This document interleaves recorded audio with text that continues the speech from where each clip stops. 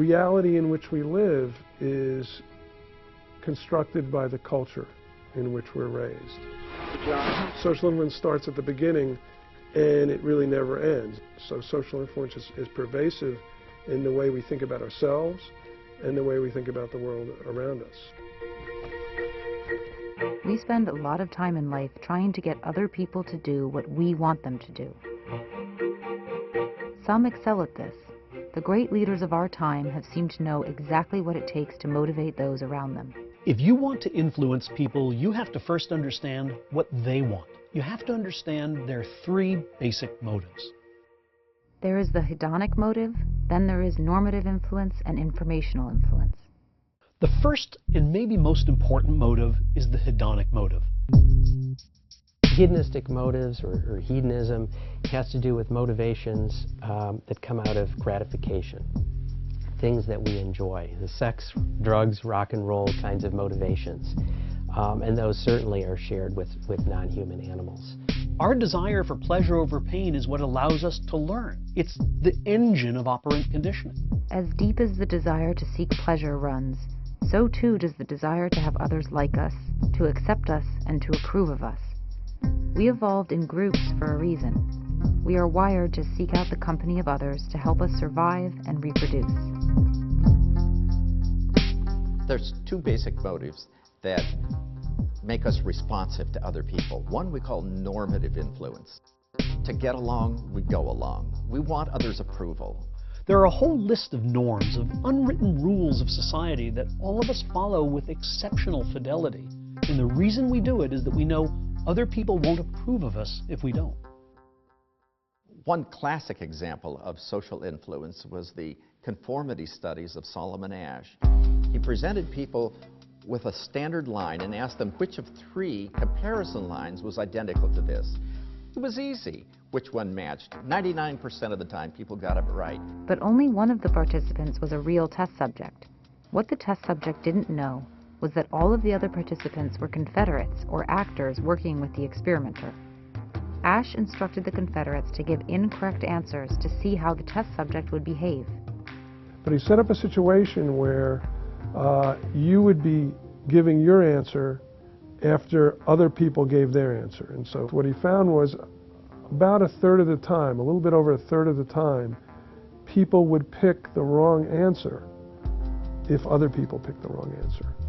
And here's the final one. See.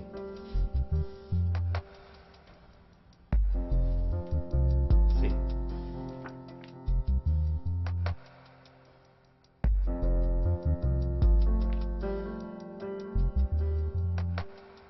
See. And that kind of shows the power of conformity, that in this social context, people would say things that didn't fit what their eyes were sort of telling them. That we call informational influence. Others give us information about reality. I was just in a group where everybody was looking left. I couldn't resist looking left because they might have some information that I need, and it would be stubborn insensitivity not to be open to other people's information. Normative influence and informational influence. Hello. Hi, Mrs. Ingram. I'm Andrew from Top Cut Kitchen Knives. So when a salesperson says to us, most people buy the deluxe model, he or she is communicating to us that other people do this, and therefore, it's probably the wise thing to do. Well, there are a number of common and very effective sales techniques that might be practiced against you if you find yourself in that situation. One of them psychologists talk about is the foot in the door technique. That is, that you get people to agree to a very small request initially, and then you up the ante later. Another is known as the door in the face technique. That is, you get somebody to slam the door in the face, and then you scale back the request, and you figure people are going to play ball. They're going to meet in the middle. It's not comfortable to be the odd person in a group, and so we wear the clothes that other people wear. We adopt the mannerisms that other people adopt. We think like they think, we act like they act. Sometimes cues for our behavior come not from the norms of our peers, but from the demands of authority. In a harrowing demonstration of the powers of obedience, psychologist Stanley Milgram devised an experiment in the 1960s that involved electric shocks and the limits of appropriateness. In the case of Milgram, participant comes into the laboratory. There's another participant there, seemingly, but in fact it is a confederate of the experimenter, another person who's in on the research. And there's a staged drawing in which it seems to the participant that it's random, but in fact it's rigged. And they were to give feedback on wrong answers by flicking electric shock switches ranging from 15 up to 450 volts in 15-volt steps. So they asked a question, the guy got it right, and then he started missing answers occasionally. And after the third level, he kind of groaned. And after the 10th level, he screamed in protest. Answer is day, 285 volts.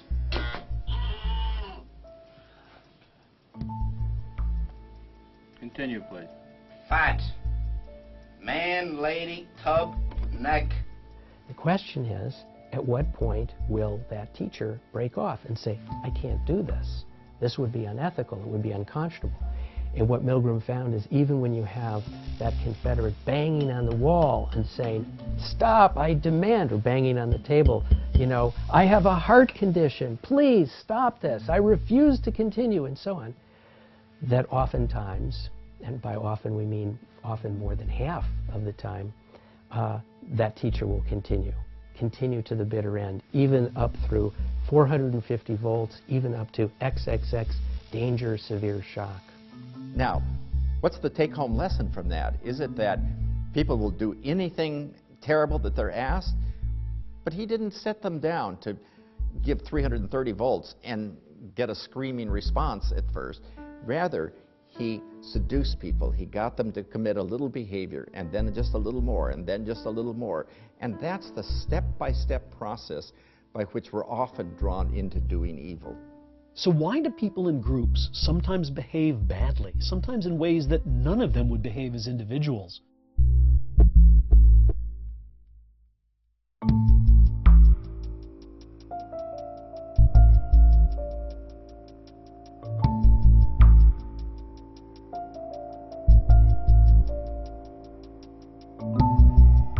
The answer is that groups can make us feel de-individuated. They make us feel immersed in the group, and they lead us to do things that we wouldn't normally otherwise do. When people are in a state of being de-individuated, the norms that will typically restrain us from doing certain things are reduced. So what happens is people go wilding.